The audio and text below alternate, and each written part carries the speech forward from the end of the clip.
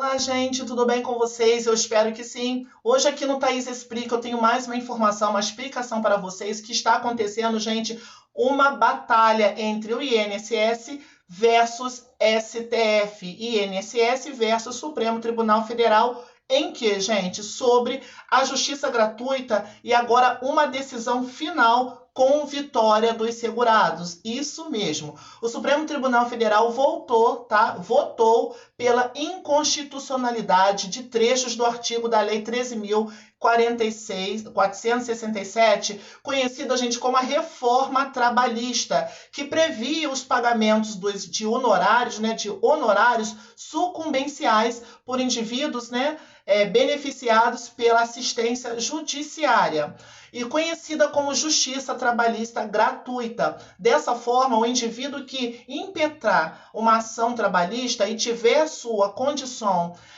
de hipossuficiência, a qual ele não pode arcar com uma justiça paga, um advogado pago, o que acontece?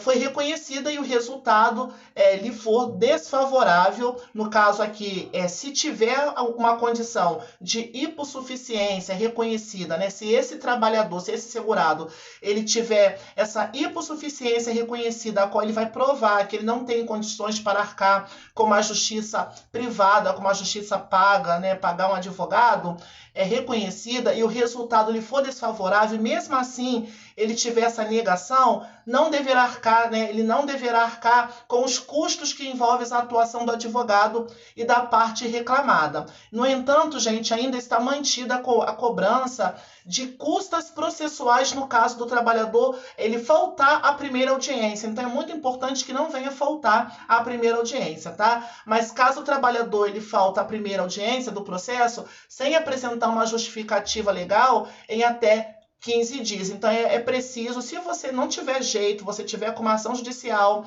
foi marcada a audiência e de repente você falta, você precisa justificar, legalmente em até 15 dias para você então ter essa ausência no dia do julgamento, no dia da sua ação.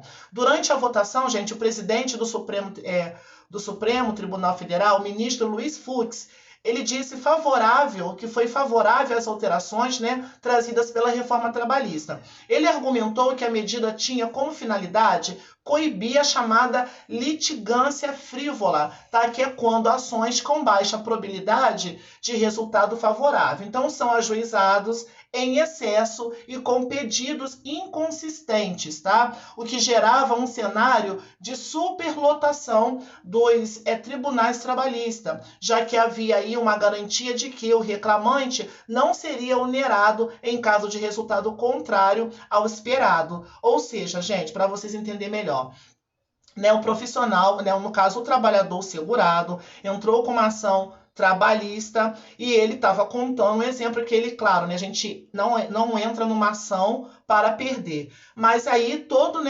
aquela mentalidade do segurado, do trabalhador, ele está contando que ele venha ganhar ação, porque ele ganhando a ação vai ser retirado as partes dos honorários para o advogado e a outra parte é dele, o direito dele, do segurado. Mas em caso essa ação não for favorável e caso o trabalhador, o segurado, ele perca essa ação, ele vai ter que custear para o advogado assim mesmo, sem ter condições? Então é sobre isso que essa informação ela está dizendo. Então que ficou sendo tudo uma superlotação dos tribunais trabalhistas, já que havia garantia de que o reclamante, no caso você, o segurado, o trabalhador, não seria onerado em caso do resultado contrário ao esperado, Tinha uma ação que, independente se o trabalhador ganhasse ou ação sim ou não, ele teria que pagar o advogado que entrou na ação dele. Mas agora tem essa lei que foi favorável, que vai te dar essa garantia que você não precisa pagar.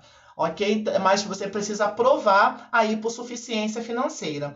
Então, apresentando a visão distinta, a ministra Rosa Weber, a vice-presidente da casa, ela entende que essa alteração trazida pela reforma acabava restringindo o acesso dos cidadãos mais pobres, trabalhadores e de menor renda e desempregados à Justiça. Então, o veredito publicado no fim de outubro pôde resultar em um aumento no número de processos trabalhistas. E, de acordo com a advogada Silva Maria Figueiras Cabete, ela disse que muitos empregados deixaram de propor reclamação trabalhista ou mesmo reduziram o pedido neles incluídos por receio de uma eventual improcedência. Então, acabou que pessoas que tinham direito de reclamar, de entrar com uma ação trabalhista, mas por medo de repente, não ter a causa ganha, como que elas iriam fazer para pagar o advogado, para pagar a justiça? Então, ela percebeu isso, que o número de pedidos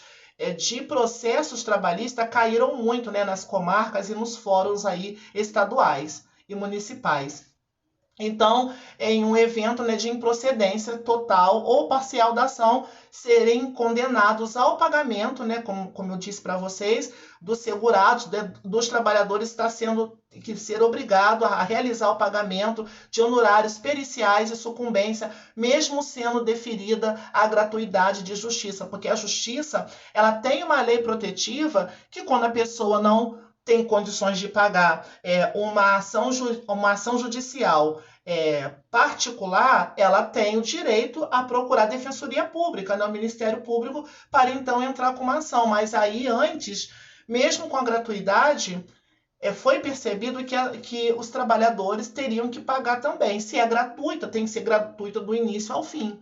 Então, ela admite que existe uma certa demanda de processos trabalhistas que apresentam pedidos infundados, mas que pontua que o artigo 793-A, que é a consolidação das leis de trabalho, já prevê a punição ao indivíduo que litigar e de má fé. Então, por isso que está pedindo agora o histórico de hipossuficiência, a qual você vai ter que comprovar com documentos, com alguma coisa que você não tem condições de pagar uma justiça paga, de pagar um advogado, pagar. Mas aí por quê? Porque muitos também, infelizmente, agiram de má fé, a qual poderiam pagar um advogado para poder pegar a causa, tirando até mesmo a oportunidade da gratuidade para muitos. Então, agora, dentro desse artigo 793, já prevê uma punição ao indivíduo que litigar de má fé, que agir de má fé, dizendo que não pode pagar um advogado, mas na verdade pode. Então, por isso tem que ser provado em 15 dias que você não pode e também que você não pode comparecer à audiência. Então, na avaliação da advogada trabalhista, a decisão do STF é extremamente relevante, uma vez que dá efetividade à previsão constitucional que o Estado deve prestar assistência integral e gratuita às pessoas que comprovem ser hipossuficientes, tá? Hipossuficiente, ou seja, que comprove, deve ser gratuita, gente, do início ao final do seu processo para as pessoas que comprove que não têm condições financeiras para arcar com uma ação judicial paga, privada, ok? Particular. Então, a fim de evitar demandas sem provas e embasadas em alegações inconsistentes, sem fundamento, é necessário que o empregado, que você tenha uma munição de documentos, que você tenha um dossiê de documentos formais, e-mails, troca de mensagens, escala de trabalho, demonstrativos de pagamento, fotos, vídeos, gravações de conversa, das quais participe medida já considerada constitucional pelo STF, tá? E depoimento de testemunha. Então, gente, é aquilo que eu falei, que eu sempre falo para vocês, a justiça está aí para se fazer oferecer de forma gratuita, dentro da lei, mas tudo para você conseguir um benefício, auxílio-doença, BPC-LOAS, você tem que ter provas que realmente você precisa desse programa, que você precisa desse passe para você entrar na justiça, ok? Então, quanto mais documentos, provas vocês tiverem, melhor, como está dizendo aqui, tá? E-mail, troca de mensagem, gravação de conversa, demonstrativo de pagamento, ok? Tudo isso é muito importante para que você prove e comprove a sua insuficiência financeira para arcar com processos judiciais particulares, ok, meus amigos? Se você tiver alguma dúvida, deixa aqui nos nossos comentários. Obrigado pela sua atenção. Se você não é inscrito, se inscreva, compartilhe, já deixa seu like para vocês receberem novos conteúdos aqui do canal Thaís Explica. Ative o sininho de notificações e marquem todas. Tenha uma tarde abençoada, fiquem todos com Deus e até o próximo vídeo, gente. Tchau, tchau!